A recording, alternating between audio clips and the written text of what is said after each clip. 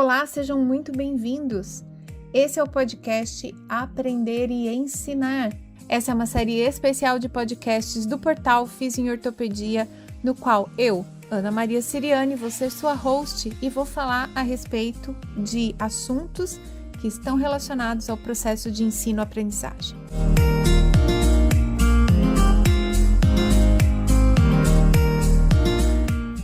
Você é estudante, professor ou você é um profissional de saúde que precisa continuar estudando para se manter atualizado. Pega aí uma cadeira, senta e vamos aproveitar juntos. Ou se você preferir, faz isso correndo, mas não deixa de escutar. Olá, seja muito bem-vindo, muito bem-vinda a mais um episódio do podcast Aprender e Ensinar. Um podcast onde quem ensina aprende e quem aprende, aprende a fazer isso de um jeito melhor. No episódio número 56 do podcast Aprender e Ensinar, eu vou te convidar para tomar um copo de água comigo. Quero que você fique por aqui, porque hoje esse episódio é sobre como é importante a gente saber fazer uma curadoria das coisas que a gente está lendo e identificar, saber diferenciar textos que são baseados em fatos de opiniões que são distribuídas por aí em muitos lugares. Esse episódio começa hoje, mas eu acredito que as ideias se amarrarão em mais 2 episódios. Ou seja, estou pensando aí numa série de 3, falando todos de assuntos muito relacionados. As questões de uso da ciência na prática clínica, a questão da curadoria de que é ciência que vai para a prática clínica, e também a importância do desenvolvimento de habilidades durante graduação e pós, para que a gente possa usar a ciência na prática clínica. Se você está chegando aqui e já ficou empolgado com esse assunto, não esqueça de deixar o seu like.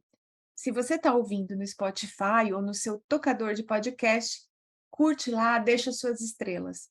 Isso faz com que as pessoas que estão recebendo o podcast pela primeira vez identifiquem esse conteúdo como algo valioso e já comece a se interessar pelo que a gente está conversando aqui.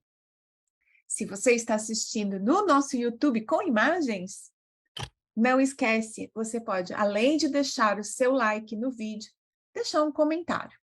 A gente também enfatiza, lembra todo mundo que sai um Reels no Instagram com a chamada para esse podcast, que eu capricho muitíssimo para deixar ele divertido, interessante. E se você quiser deixar o seu like por lá também, você pode. Eu defini essa série de 3 episódios falando a respeito de prática baseada em evidência e como isso se relaciona com a questão de estudar e aprender e ensinar prática baseada em evidência. Logicamente, porque nós estamos vivendo períodos que a ciência foi totalmente desafiada. Você não sabe, mas hoje é manhã de domingo do dia 30 de outubro de 2022. Nós estamos iniciando às 8 da manhã o pleito de segundo turno de eleições para presidente e em vários estados também para governador. E todo mundo sabe, o Brasil tem uma tradição de reeleição dos seus presidentes, mas, entre outros motivos, o fato do atual presidente do Brasil, Jair Bolsonaro, ter feito atitudes e defendido medicamentos que não tinham evidência científica, pode estar custando no dia de hoje a sua reeleição. Lógico, junto com outros problemas e críticas que ele pode estar recebendo sobre a sua gestão no Brasil. Mas o caso dele ter falado de maneira não favorável às vacinas inicialmente, o fato dele ter apoiado o uso da cloroquina, mesmo quando as evidências científicas foram sendo consolidadas e foram mostrando que esse medicamento não era o mais interessante durante a crise pandêmica do Covid, faz hoje com que muitas pessoas da área da saúde e também outras pessoas que estão ligadas à ciência tenham suas ressalvas com relação à gestão da crise da pandemia durante os anos de 2020 e 2021 no Brasil. Então, ciência é algo importante e que em alguns momentos é muito valorizado e pode definir, por exemplo, nesse momento do país, a reeleição ou não do nosso presidente atual. Então, eu não quero falar desses assuntos, eu acho que está todo mundo muito cansado de falar de pandemia, negacionismo de ciência nesse período, fake news. Então, eu resolvi contar uma outra história para a gente conversar sobre esse assunto, tá? Eu estava agora, antes de entrar para gravar esse episódio, olhando o meu Instagram e me passou um patrocinado. E nesse patrocinado estava escrito que 38% dos universitários brasileiros são analfabetos funcionais. A terminologia analfabeto funcional tem várias conotações ao redor do mundo, mas basicamente ela se refere ao fato de que as pessoas podem até ser capazes de ler e escrever, mas elas não conseguem interpretar, agregar informações. Ou então, essas pessoas são capazes de ler e escrever, mas não conseguem reproduzir um texto no qual, por exemplo, elas usam uma estrutura argumentativa.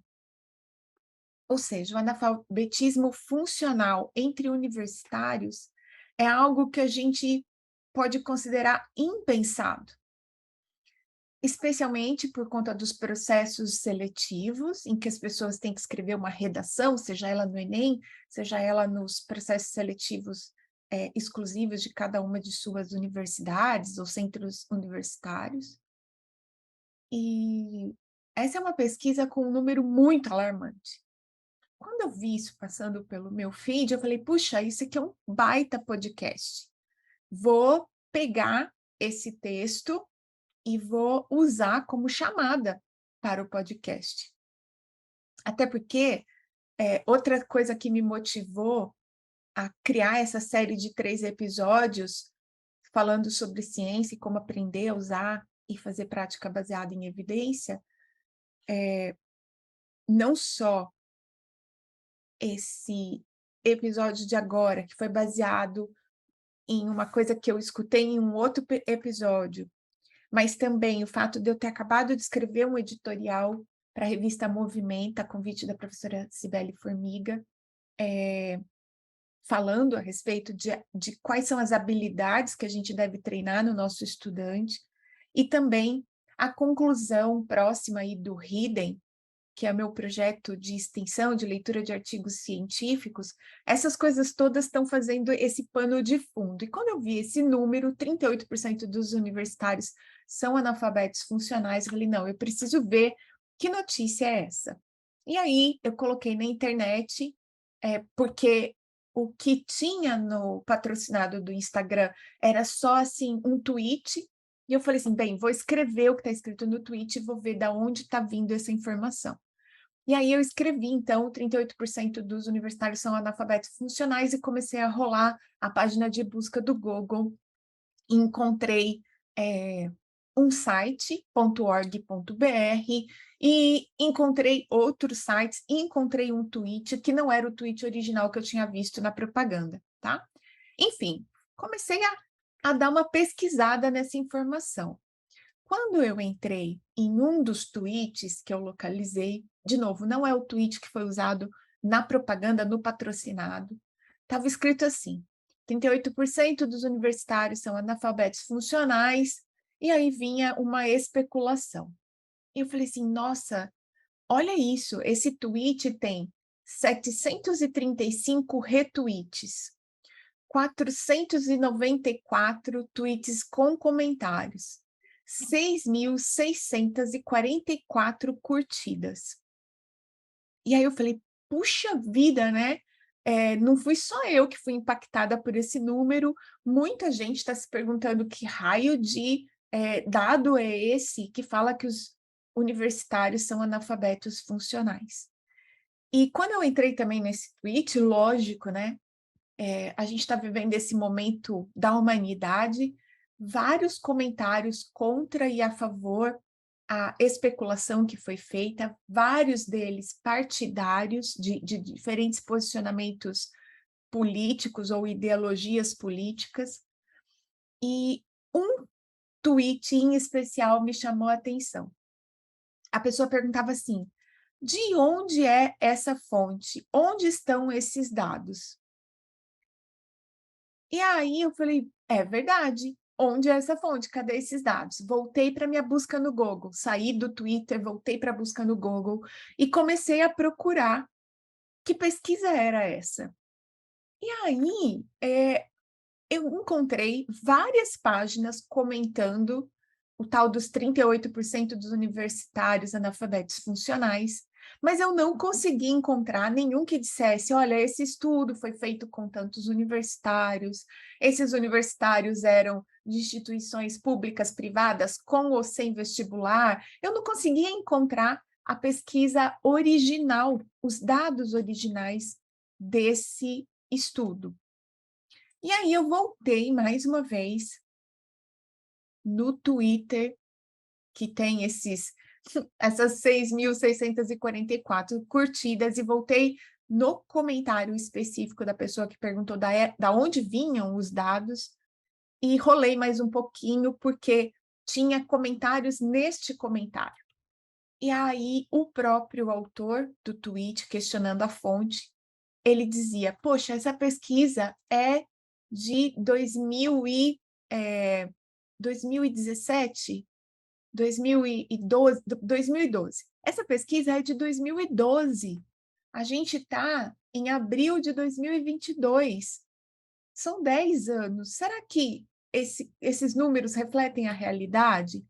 Aí uma outra pessoa comentou assim: essa pesquisa foi feita exclusivamente com universitários de instituições de ensino privado. Muitas delas não têm um processo seletivo formal ou não têm uma redação no processo seletivo. E aí eu falei: gente, olha só como são as coisas, né? A gente vai olhar uma pesquisa ou um tweet, e se a gente não olha a pesquisa original, a gente não tem como entender da onde está vindo aquele dado. E os dados, eles são de um indicador de analfabetismo funcional, que é aplicado em pessoas de diferentes níveis de formação, inclusive em universitários, e a pesquisa realmente é de 2012, certo? Mas eu também encontrei uma outra pesquisa dizendo que no Enem de 2021, a gente tinha um número grande de abandonos da parte da redação. Então, vários alunos tiveram as informações de nota de redação zerada por conta de abandono, ou seja, a pessoa não tentou escrever nada. O segundo lugar entre a coisa da reprova no Enem tinha a ver com o fuga do tema do texto lá, da proposição da redação, e outras desclassificações, elas ainda contemplavam a cópia do texto, que era o enunciado da questão de redação, texto insuficiente, não atendimento à estrutura dissertativa e desconexão com o tema, e ainda uma dificuldade grave de articulação com o conceito principal do tema. Ou seja, realmente pode ser que a gente não tenha 38% dos universitários analfabetos funcionais, mas a gente tem aí uma informação que mostra, né, a baixa habilidade do estudante de fazer articulações, criar um texto baseado em fatos, a estrutura mais dissertativa que é exigida durante a construção da redação do Enem.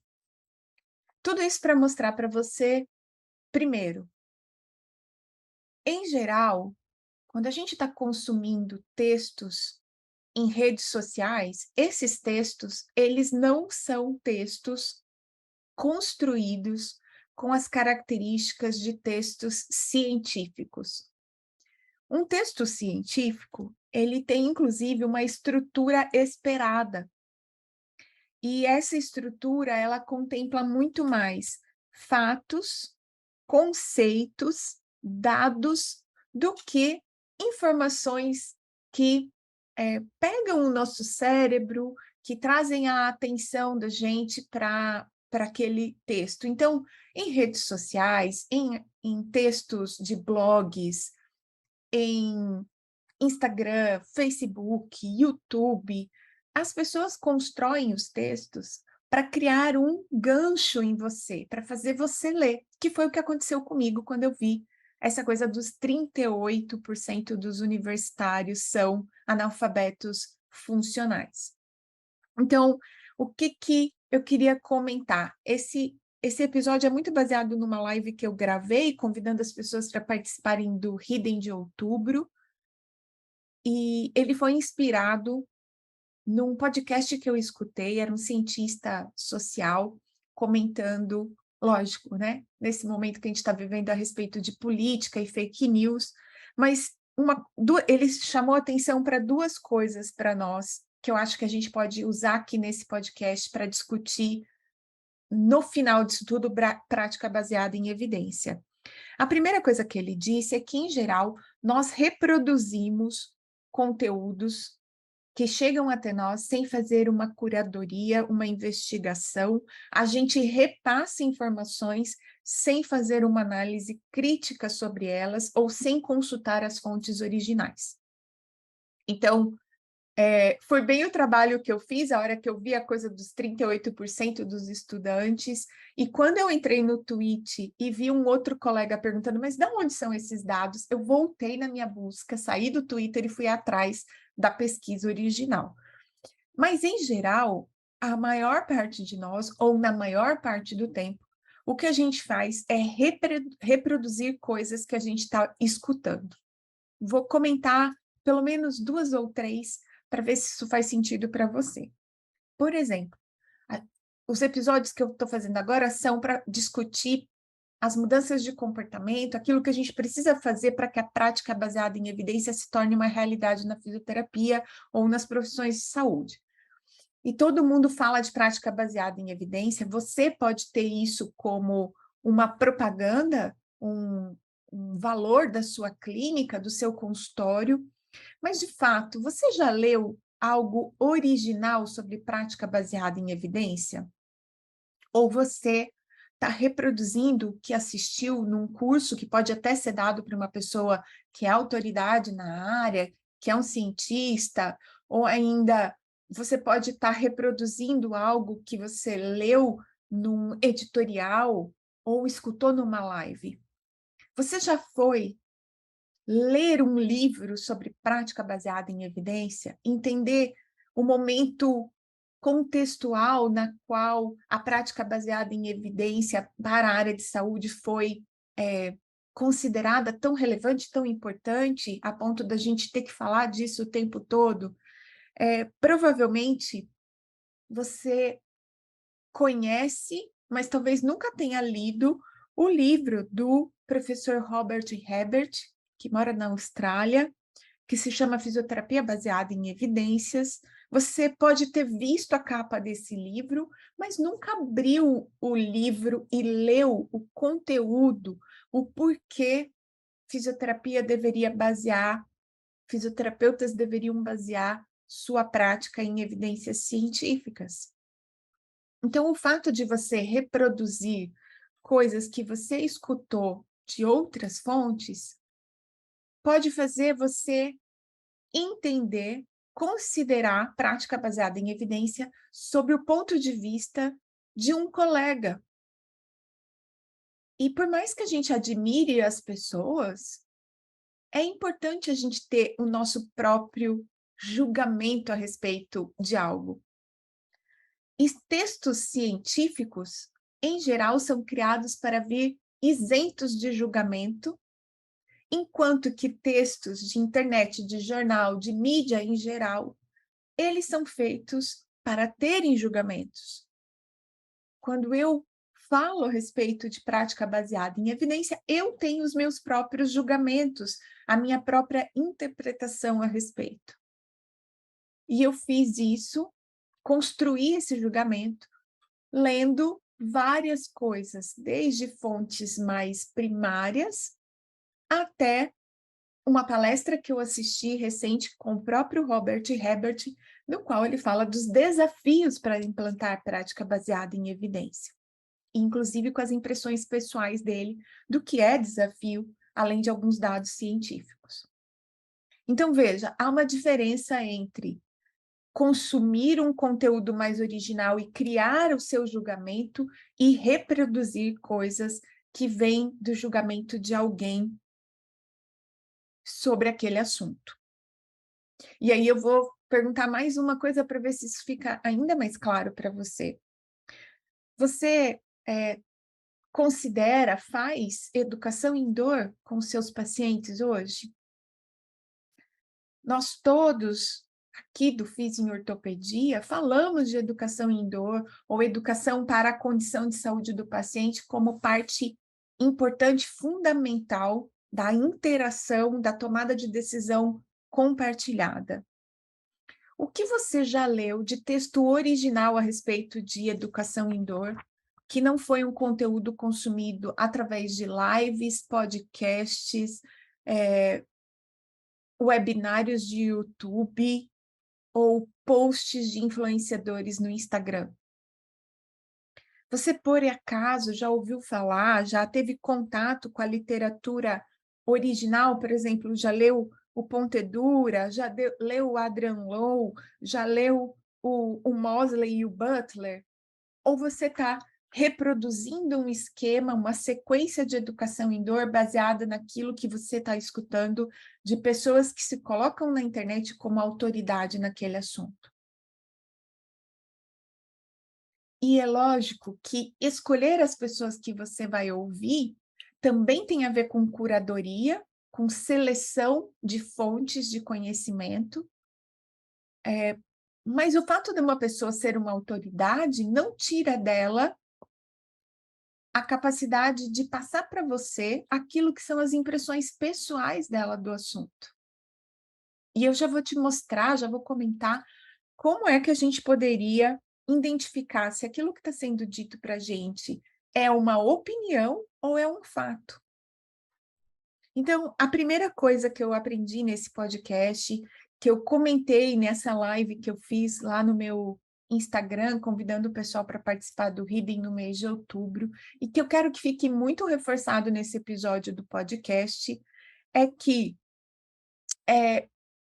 a maior parte de nós está reproduzindo coisas, assuntos, temas inclusive polêmicos, que chegam até nós sobre o olhar de alguém que é um especialista, é uma autoridade no assunto, e que não vem livre dos julgamentos dessa pessoa, ou das interpretações dessa pessoa, porque a maior parte de nós não consulta fontes originais dos assuntos, não lê artigos científicos, livros, textos técnicos, não vê aquilo a partir do local aonde o tema começou a ser debatido ou concebido.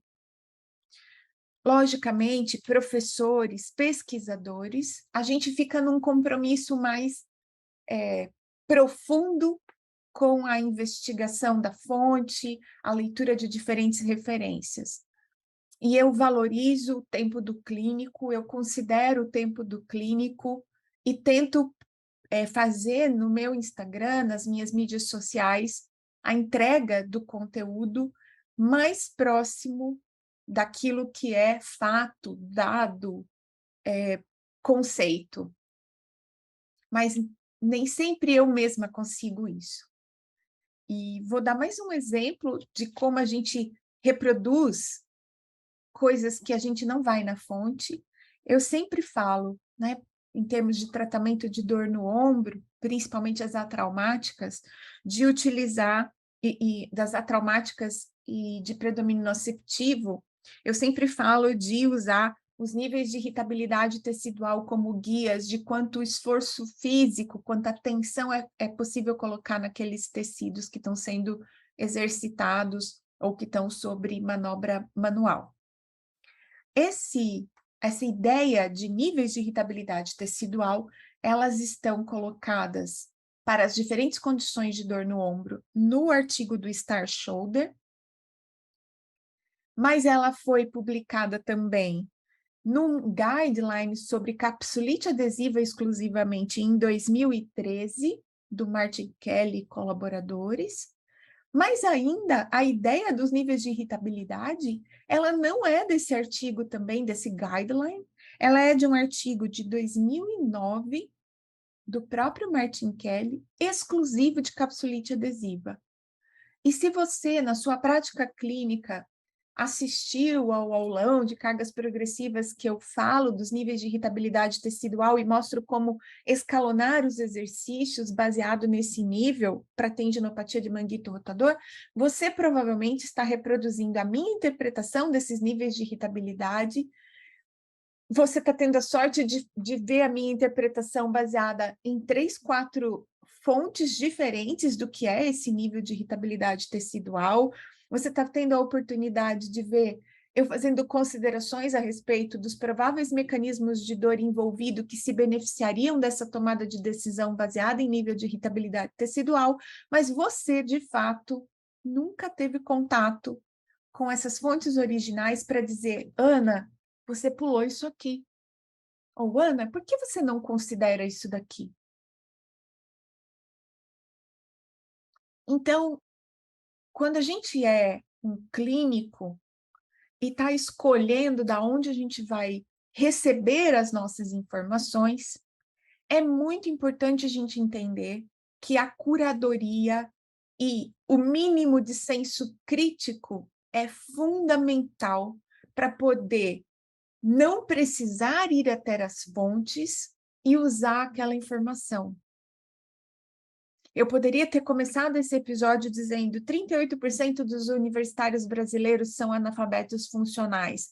Você ficaria muito enganchado nessa ideia, você talvez prestasse muita atenção em tudo que eu estou falando, porque você vai ficar espantado com isso, e eu poderia entregar isso sem nenhum compromisso de olhar a fonte original ou ir atrás da onde é a fonte desse número.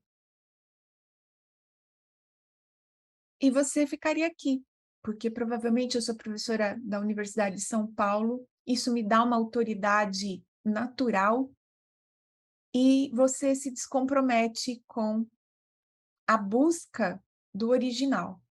Mas como você saberia que eu estou passando uma informação sem uma curadoria da fonte, dos dados, de onde vieram esses números?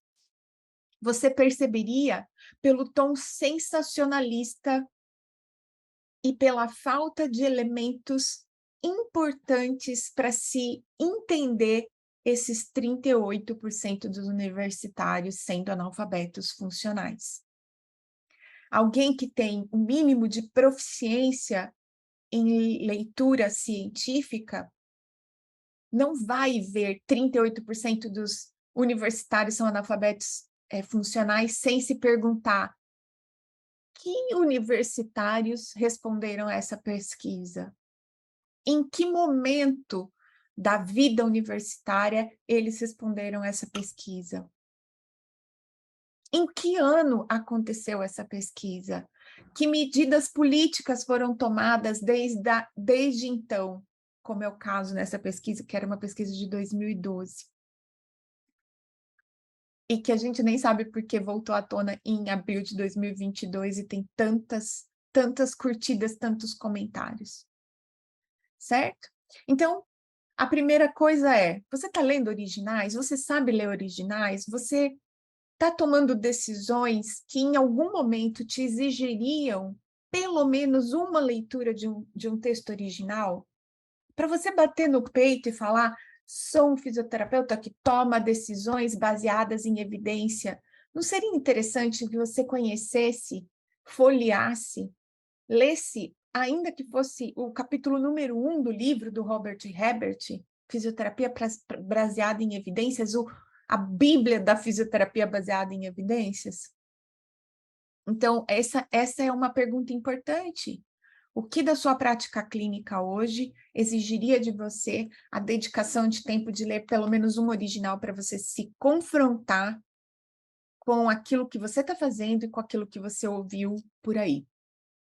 A segunda grande sacada desse podcast que eu estava ouvindo a respeito de fatos e fakes é que esse especialista, esse cientista social, falou o seguinte: a gente gosta de informações rápidas, a gente gosta de textos que trazem julgamentos, e aí lá da neurociência eu queria destacar que os seres humanos, em geral, eles gostam de histórias e não de fatos.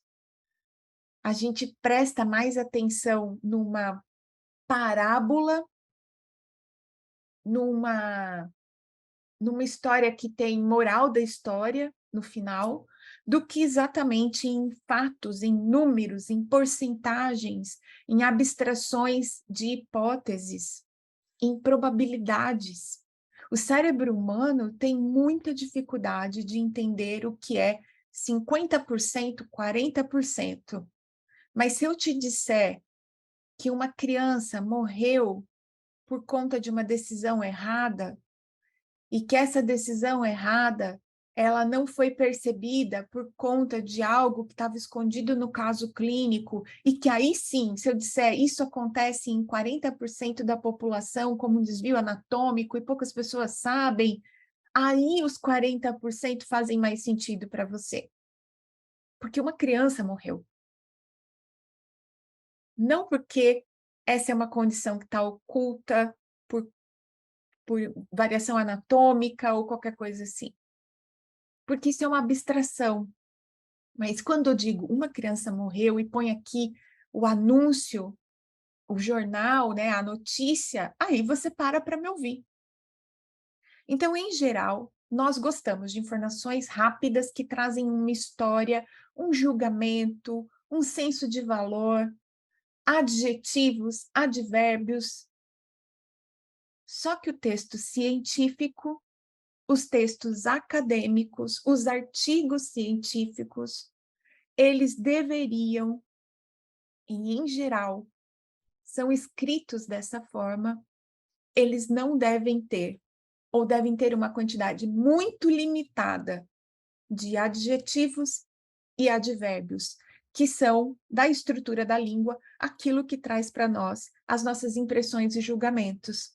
Então, quando eu digo que alguém fez algo vagarosamente, eu estou dizendo que, na minha opinião, a pessoa foi lenta ou levou mais tempo em relação a outra pessoa ou a algo esperado por mim, ao tempo que eu esperava que ela levasse para fazer.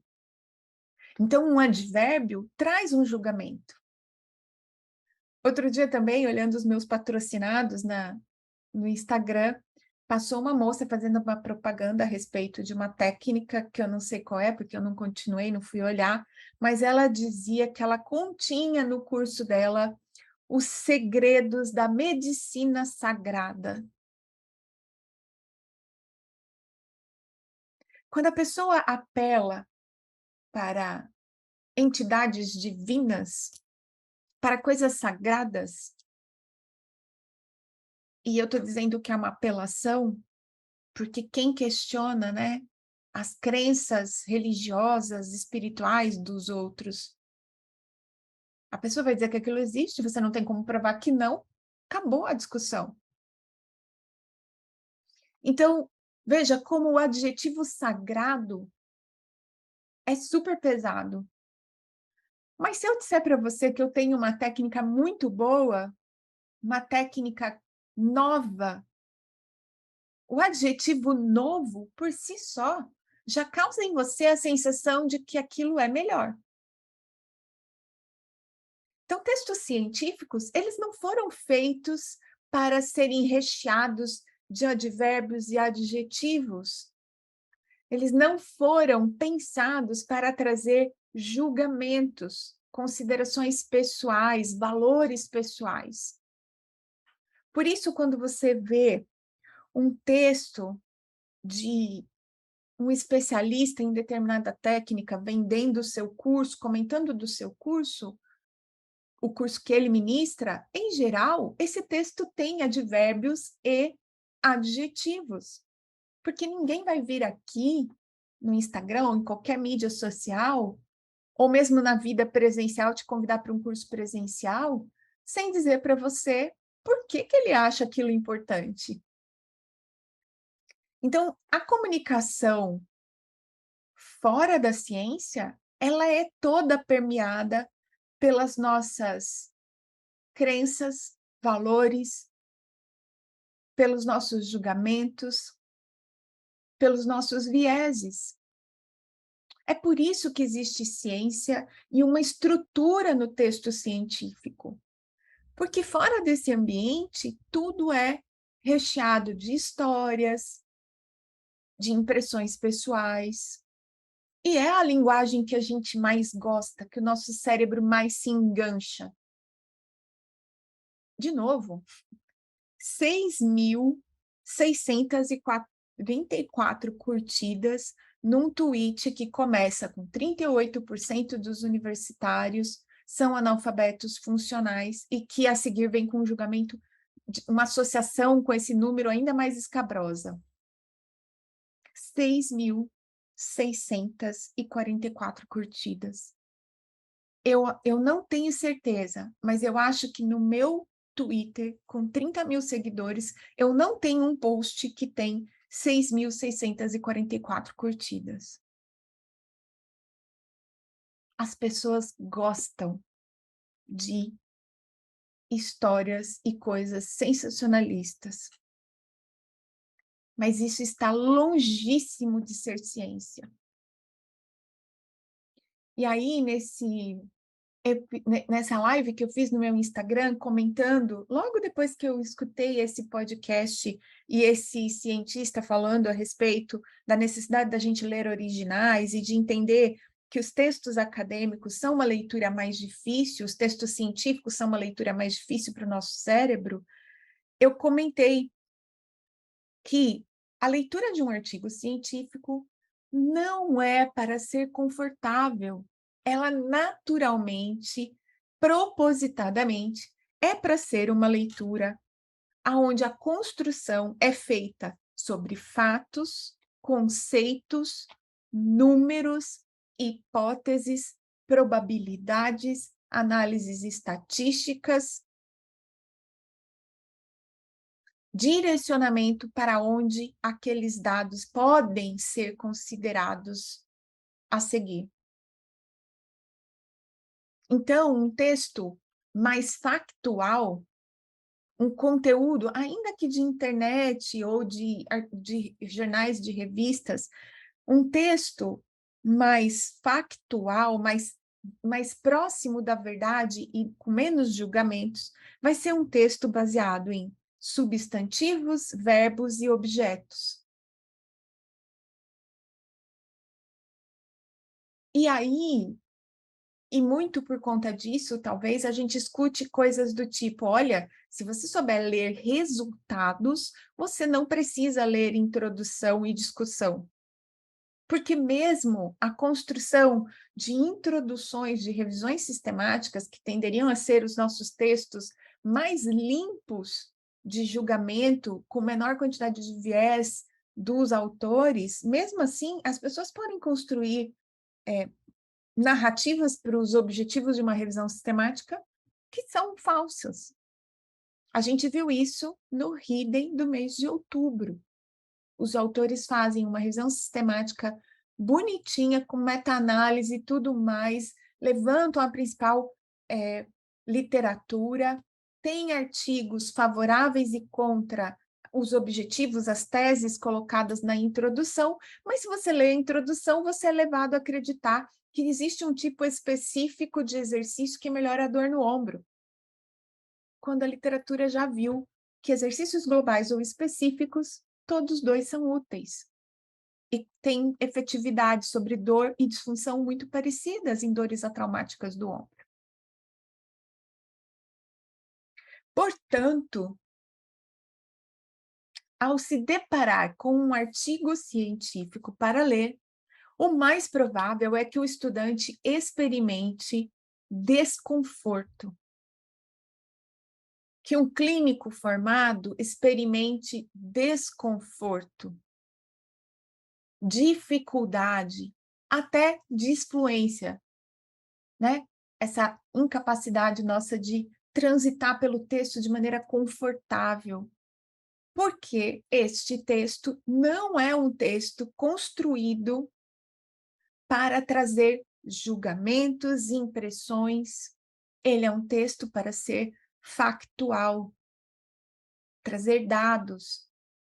Então, quando você entra no capítulo de resultados e tem lá aquela série de informações, de tabelas, comparações estatísticas, proporções, o P não é maior que 0,05, não é gostoso de ler. Esse texto não é recheado de histórias, não fala sobre uma pessoa, não vem com julgamentos pessoais. Isso aqui tem uma chance de acontecer e ela é maior que 95%. O seu cérebro não gosta disso. Não é para ser confortável mesmo. Porque um texto científico que se preza é feito para ter um compromisso com o fato, a verdade, o número, e não com as suas necessidades evolucionárias de entendimento do mundo, ou evolutivas de entendimento do mundo. Portanto, eu queria comentar que uma das formas de você ver se as pessoas que te influenciam nas redes sociais, que falam para você a respeito de ciência, se elas estão comprometidas com julgamentos ou fatos. Porque provavelmente é muito mais gostoso seguir, acompanhar um perfil que entrega para você, por exemplo, pacotes de exercícios. Faça isso aqui se seu paciente tem essa característica. Olha, esse aqui é um pacote matador de exercícios para dor lombar. Esse aqui é um pacote matador, um protocolo referendado pela literatura para tratar epicondilite lateral do cotovelo. 5 dicas para abordar a síndrome do impacto femoroacetabular. Se isso não vier recheado de números e probabilidades, o seu influenciador é um baita de um picareta. Não, mentira. Ele não é um baita de um picareta, mas ele está muito bem orientado para construir um texto próprio para esse lugar. Eu não estou dizendo que o cientista deva reproduzir o modelo de texto de artigo científico para dentro de redes sociais. Porque em redes sociais, e para popularizar a ciência, a gente precisa fazer a linguagem do ser humano comum, normal, que não é o pesquisador. Mas o compromisso de cada um de nós, como cientistas e pesquisadores, é entregar um material com uma quantidade de julgamentos e impressões pessoais reduzida.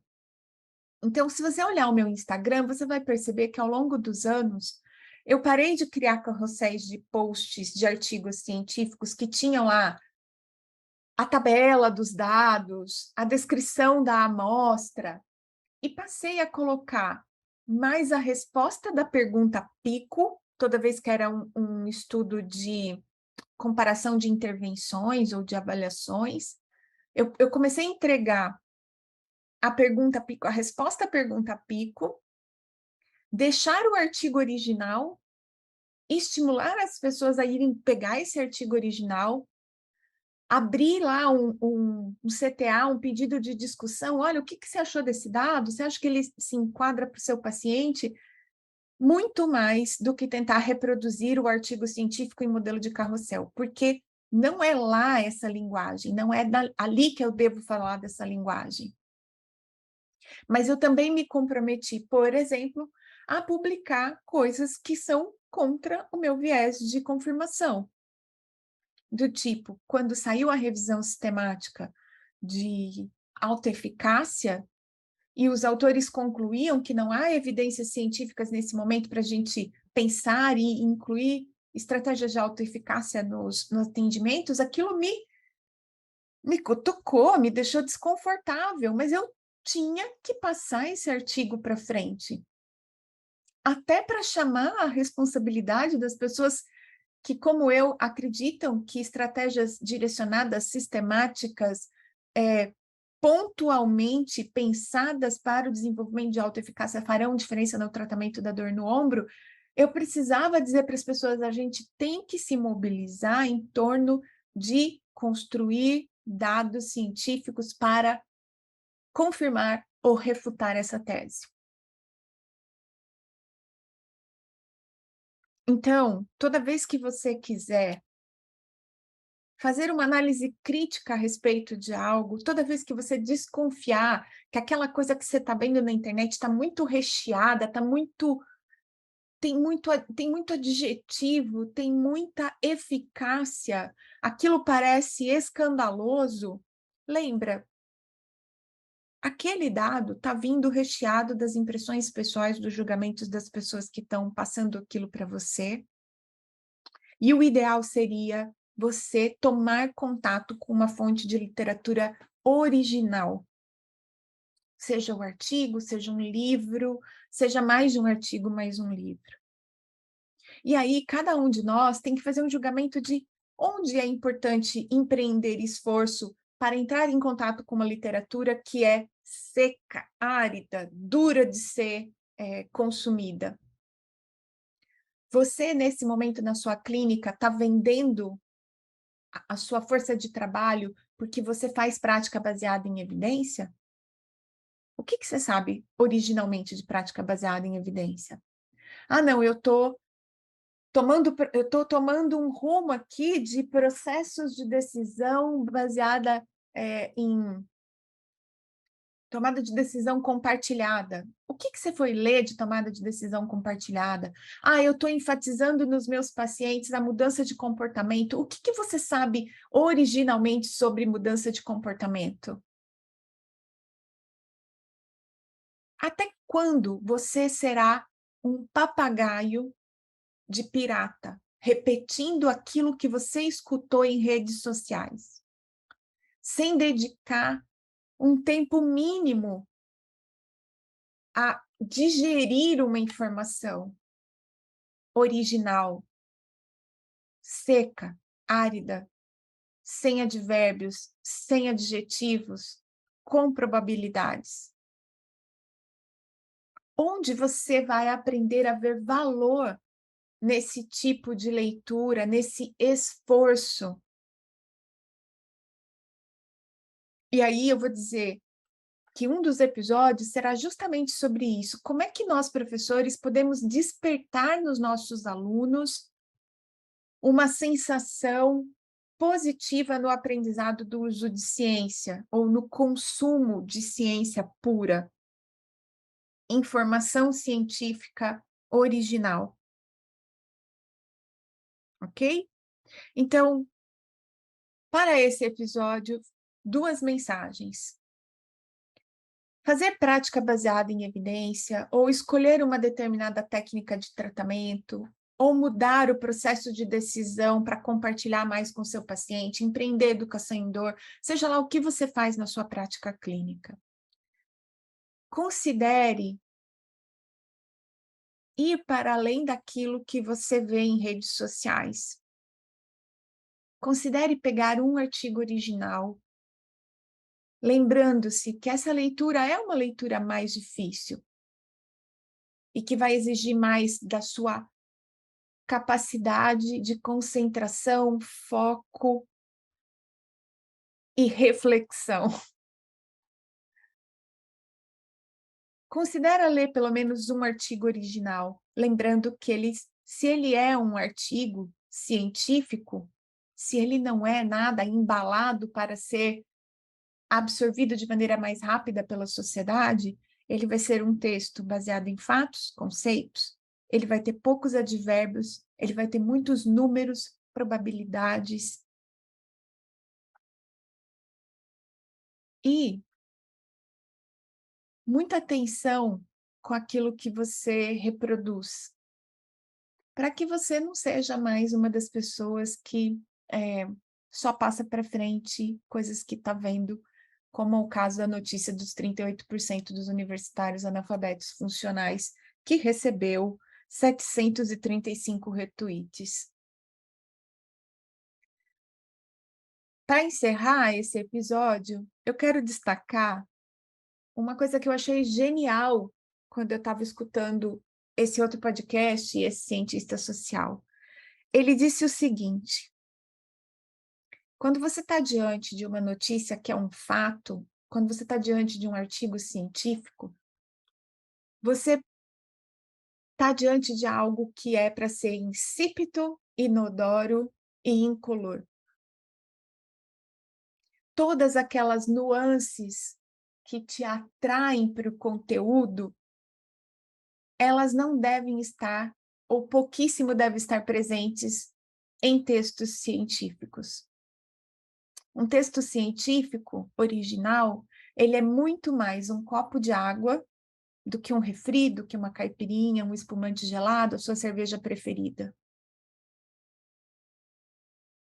E veja, assim como é fundamental para a vida que a gente tome água, é fundamental para a prática baseada em evidência, informada por ciência, que a gente aceite tomar água no lugar de outras bebidas mais saborosas, mais atrativas.